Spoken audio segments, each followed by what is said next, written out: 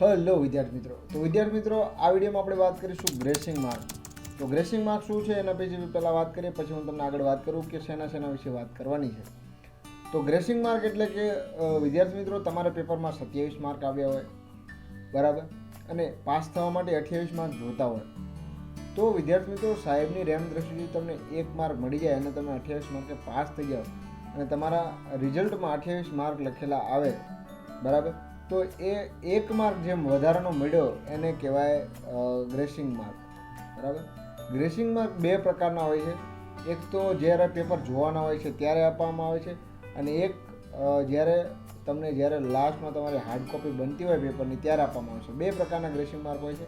તો gracing mark વિશે વાત કરીશું. ગ્રેસિંગ માર્ક કેવી રીતે મળે છે, કોને કોને મળવા એને એલિજિબલ છે, અને નવો નિયમ શું છે, બધી જ માહિતી આપણે વાત કરીશું. તો વિદ્યાર્થી મિત્રો, વિડીયોમાં એન્ડ સુધી બને રહેજો. વિડીયો ગમે તો વિડીયોને લાઈક કરજો, ચેનલ ન હોય ચેનલ સબસ્ક્રાઈબ કરી લેજો. ઇન્સ્ટાગ્રામ, ટેલિગ્રામ જોઈન થવાનું ભૂલતા નહીં, ત્યાં હું નાની મોટી અપડેટ મૂકું છું. તો વિદ્યાર્થી મિત્રો, વધારે સમય નથી, આપણે વિડીયોને સ્ટાર્ટ કરીએ.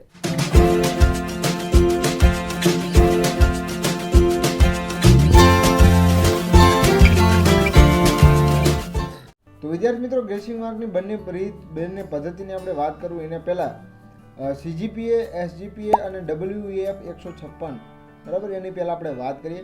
તો સૌથી પહેલાં વાત કરું w.e.f 156, બરાબર, એ શું છે? તો ઘણા વિદ્યાર્થીઓની મારામાં કમેન્ટ આવતી હોય છે, ઘણા વિદ્યાર્થીઓનું કહેવું પ્રશ્ન હોય છે કે આ w.e.f 156 શું છે? તો વિદ્યાર્થી મિત્રો, તમને સિમ્પલ ભાષામાં સમજાવું તો ભારત દેશને ચલાવવા માટે એક બંધારણની જરૂર પડે છે, બરાબર. બંધારણ વગર કંઈ નથી થતું. એવી જ રીતે સૌરાષ્ટ્ર યુનિવર્સિટીને ચલાવવા માટે પણ એક અલગ ઓર્ડિનન્સની જરૂર પડશે, જેમાં બધા રૂલ્સ રેગ્યુલેશન બધું લખ્યું હોય છે, ટર્મ્સ કન્ડિશન બધું લખ્યું હોય છે, બરાબર. એમાં બધી માહિતી લખી હોય છે. એમાંનો 156 નંબરનો ઓર્ડિનન્સ, આ w.e.f એટલે કે 156 નંબરનો ઓર્ડિનન્સ, જેમાં લખેલું છે, હવે તમને કહું 156 w.e.f 156 નો મતલબ શું છે. એટલે સિમ્પલ ભાષામાં એવું છે કે તમે ઉચ્ચ અભ્યાસ માટે એલિજિબલ નથી, બરાબર.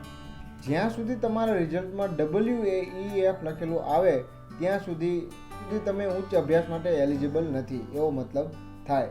બાકી S.G.P.A અને C.G.P.A નો મતલબ શું થાય છે એના વિશે વાત કરું.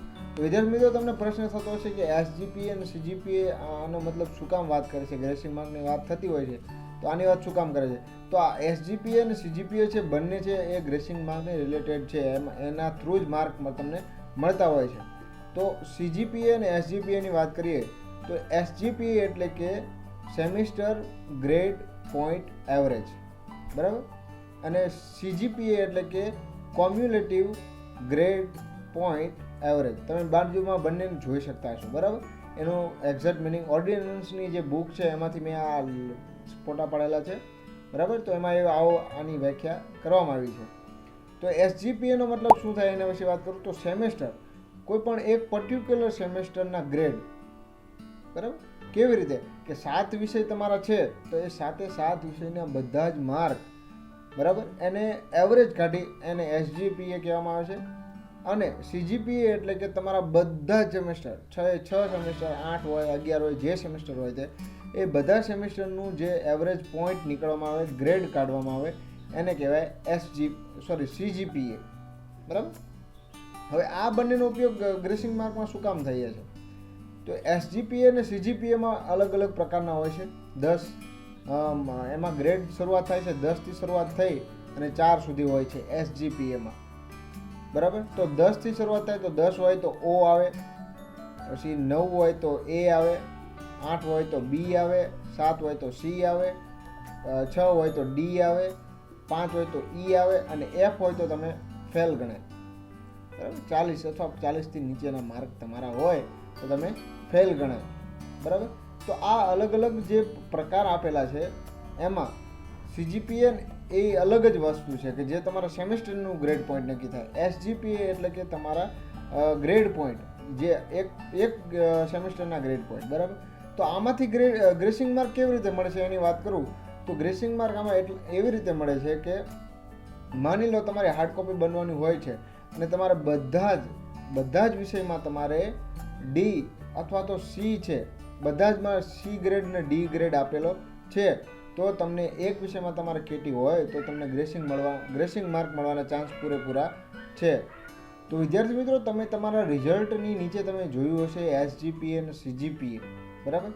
તો એમાં અમુક વાર રિઝલ્ટમાં એવું પણ હોય છે, અમુક વિષયમાં તમને ફૂદડી કરીને 6 માર્ક આપવામાં હોય, 5 હોય, 1, 2, તો એ છે ગ્રેસિંગ માર્ક, જે તમારા C.G.P.A ના આધારેથી નક્કી થતા હોય છે.